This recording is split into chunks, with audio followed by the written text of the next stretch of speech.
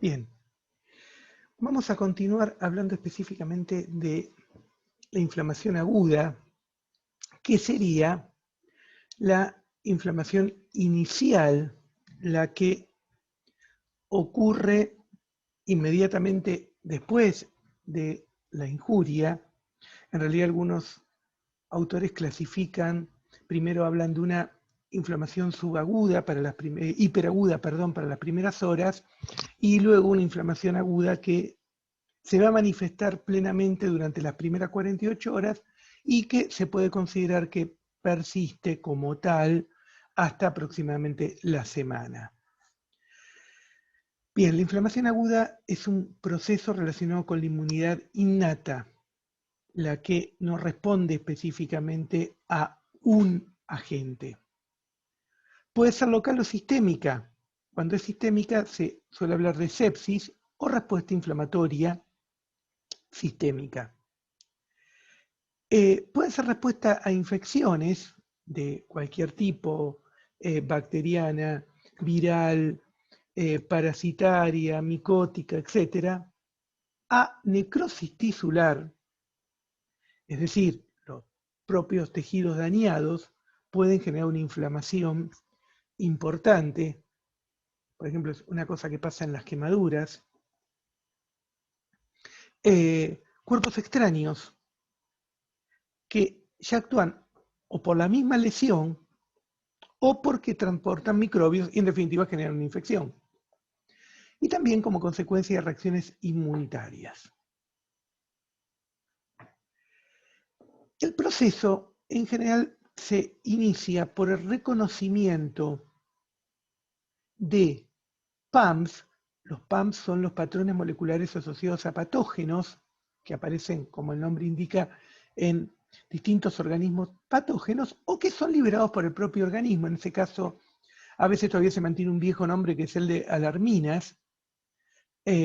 Por ejemplo, este grupo de proteínas, la High Mobility Group POC Protein, liberada por los macrófagos, entre otros tipos celulares, que, por ejemplo, están involucradas en daños pulmonares excesivos que terminan llevando a la fibrosis. Las células centinela, como los propios macrófagos, o las células dendríticas, tienen los PR, que son los receptores para estos patrones de patógenos. También son receptores, o sea, dentro de los receptores para patrones de patógenos tenemos los TLRs, que les decía que están en las células centinelas, pero también tenemos otros de otra localización. Por ejemplo, ya hablamos, cuando hablamos de ion endotóxico, del CD14, que es un receptor de patrones de patógeno que está circulando, está fijo también a las células, pero también está circulando, y que reconoce el lipopolisacárido de las endotoxinas bacterianas. ¿Qué ocurre cuando los PAMs se unen a sus receptores? Bueno, se desencadena una reacción que termina modificando la expresión génica y, por ejemplo, hace que se produzcan citoquinas, por ejemplo, interleuquina 1 y factor de necrosis tumoral, que las vamos a ver mucho aquí, y pese a que se relacionan muchísimo con la enfermedad aguda, por una cuestión didáctica, las citoquinas los vamos a dar en conjunto cuando hablemos de inflamación crónica, pero son actores fundamentales también de la inflamación aguda. Y caspasa 1, que era la caspasa que estaba relacionada en procesos de muerte celular especiales, como habíamos visto en la ABO correspondiente a muerte, y que no tienen nada que ver con la función de las otras caspasas en desencadenar apoptosis, sino que tienen que ver con el proceso inflamatorio, como habíamos dicho previamente. Bien. ¿Qué ocurre durante el proceso inflamatorio? Bueno, en la inflamación aguda, el aumento de la permeabilidad, acompañado de la vasodilatación que vamos a ver en breve, lleva a que el área se vascularice, se llene de hematíes, de eritrocitos, y de fibrinógeno que se va a convertir en fibrina. Luego, cuando el proceso empieza a pasar a la cronicidad, la respuesta la empiezan a dar otras células, los macrófagos, antiguamente llamados histiocitos cuando estaban en forma, digamos, no activa en los tejidos conectivos. También los linfocitos y células plasmáticas. Y ya en el proceso de cicatrización empiezan a actuar los fibroblastos, los angioblastos y los propios macrófagos. Acompañado de esto, una formación de fibras de tipo colágeno. Y vamos a terminar con la cicatrización. Bien, el proceso agudo se caracteriza por la presencia de granulocitos, por la hiperemia y por la exudación, procesos que vamos a ir viendo en unos minutos. Bien. Habíamos dicho que los grandes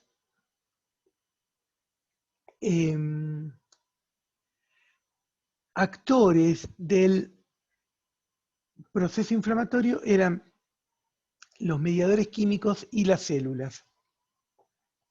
Y acá tenemos algunos, los más conocidos, de los mediadores químicos que intervienen en el proceso inflamatorio agudo.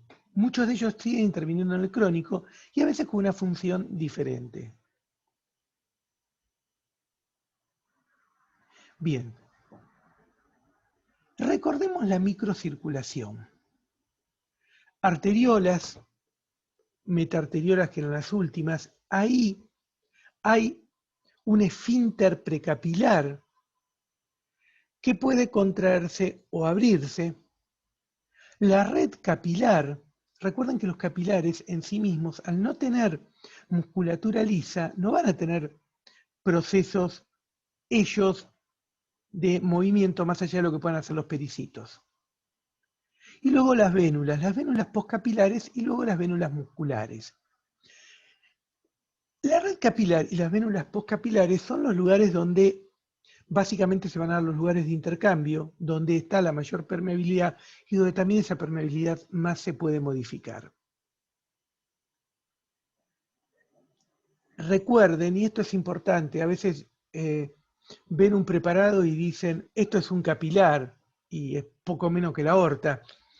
Un capilar es muy chiquito.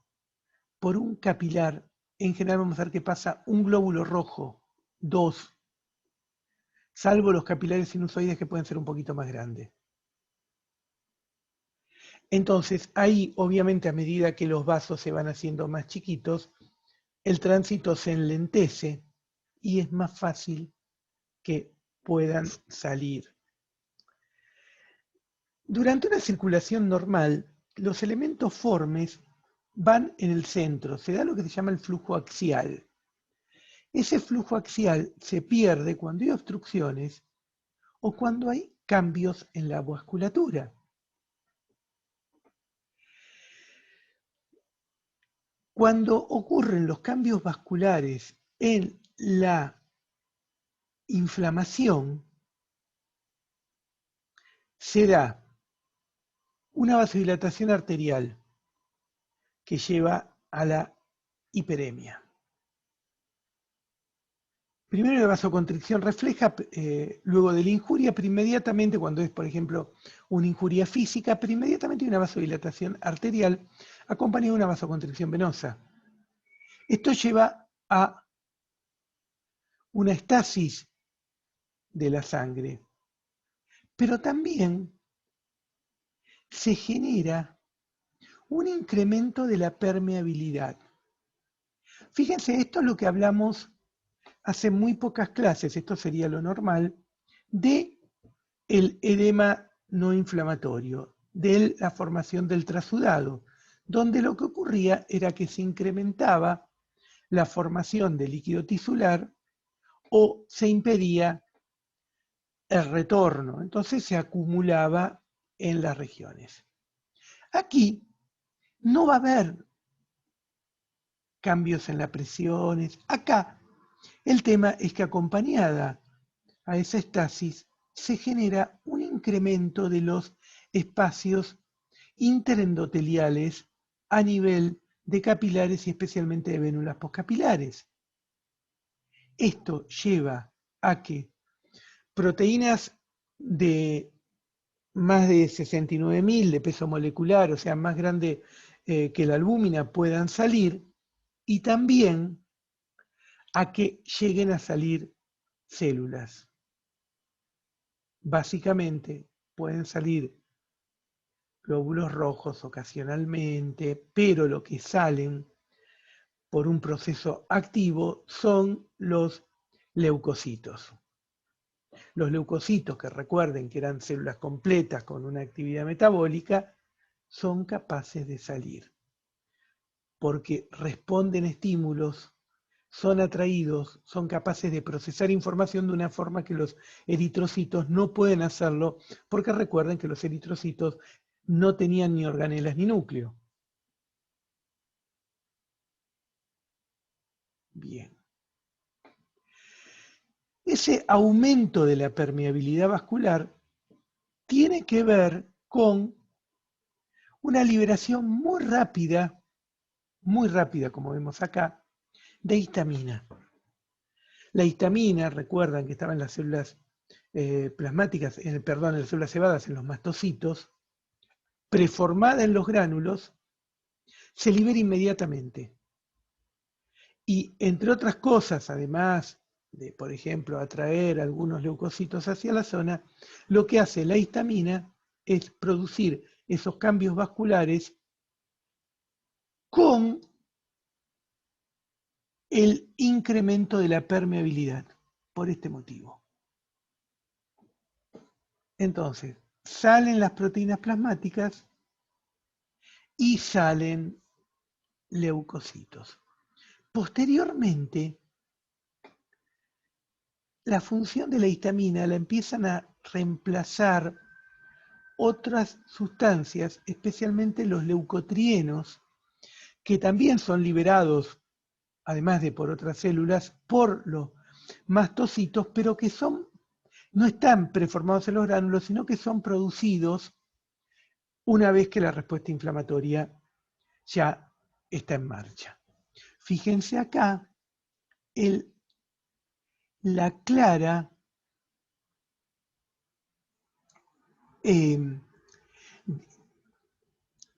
estasis sanguíneo, que los vasos están repletos y particularmente vemos muchos leucocitos. Bien.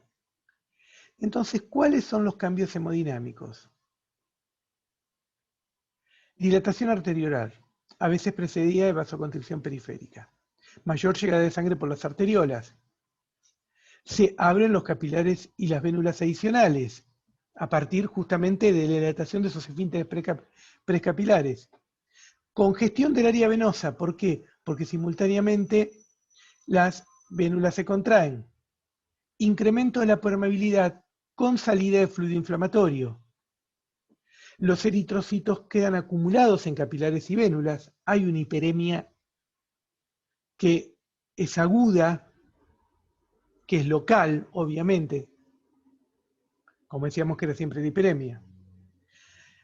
Disminuye la velocidad y la sangre termina estancándose, termina quedando in situ, lo que lleva a la marginación de los leucocitos con el inicio de los procesos que vamos a ver como cambios celulares posteriormente. Bien, vemos acá la breve vasoconstricción que enseguida se acompaña de vasodilatación arterial. Acá vemos los leucocitos como normalmente van por el centro y cómo se van marginando cuando se da esa detención o esa disminución de la velocidad de la circulación. Y nuevamente lo mismo, lo que es lo normal, el efecto que inducen la histamina, el óxido nítrico y otros mediadores químicos, especialmente sobre las vénulas, que es corto y dura unos minutos y que lleva a la salida de líquido rico en proteínas y leucocitos a partir de especialmente las vénulas. También un proceso parecido ocurre cuando hay directamente daño endotelial. En ese caso, al haber daño endotelial, esto puede ocurrir no solo en las vénulas, sino en otras partes de la microcirculación, como los capilares y las arteriolas, y esto puede obedecer a quemaduras y a toxinas microbianas, entre otros casos, y lo más importante y lo más complejo es que esto va a durar horas o días y muchas veces termina con la muerte. También puede ocurrir que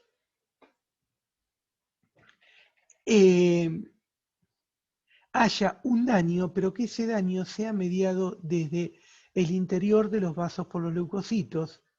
Esto se suele asociar a los últimos estadios de la inflamación y tiene que ver ya con situaciones de shock, por ejemplo, como respuesta a endotoxinas, y esto puede durar varias horas. También puede ocurrir la salida de un líquido proteico del tipo de los exudados cuando esté incrementado el proceso de transitosis, por el cual las sustancias atraviesan el endotelio, no por el espacio interendotelial, sino atravesando literalmente la célula en ese proceso que se llama transitosis, donde se produce endocitosis de un lado, en este caso en la cara vascular, y exocitosis del otro lado, en la cara basal. Y aquí la diferencia es que va a haber proteínas, pero no va a haber células, no va a haber leucocitos. Y recordemos nuevamente la diferencia entre un exudado y un trasudado. El exudado siempre inflamatorio, como respuesta a una inflamación, que puede ser o no causa una infección. El trasudado en general tiene una densidad de menos de 1012. Puede considerarse, algunos autores, y en ciertas circunstancias hasta 1015. En el exudado siempre es mayor a esto. Se calcula que un 1018 más o menos es o más es un exudado típico, y tiene que ver con el contenido proteico, que en el exudado es de más de un 4 y en el trasudado de menos de un 3. Por lo tanto, el exudado es coagulable siempre o casi siempre y el trasudado no. Y en el exudado hay células inflamatorias que son rarísimas de encontrar en un trasudado. Lo mismo ocurre con las bacterias. Fíjense que no siempre tiene el exudado células inflamatorias porque podía, como decíamos recién, darse por un proceso de transitosis en el cual salen proteínas pero no células. Es un proceso que no es lo más frecuente, pero puede existir. Bien, ¿y qué hace el exudado?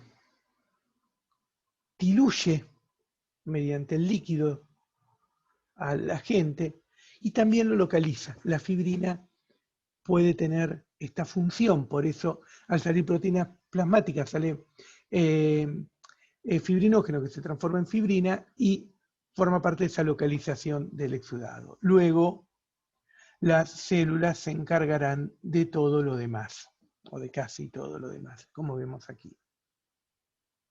Bien, la inflamación, hay dolor. Todos los otros signos se pueden explicar, los otros signos cardinales, básicamente a partir del proceso de hiperemia y aumento de la permeabilidad. El dolor parcialmente sí, por la presión que se ejerce sobre las terminaciones nerviosas, pero también es efecto de algunos mediadores químicos de la inflamación, como la bradiquininas, sobre las terminaciones nerviosas. Bien, y aquí vamos a dejar esta parte para continuar en unos minutos.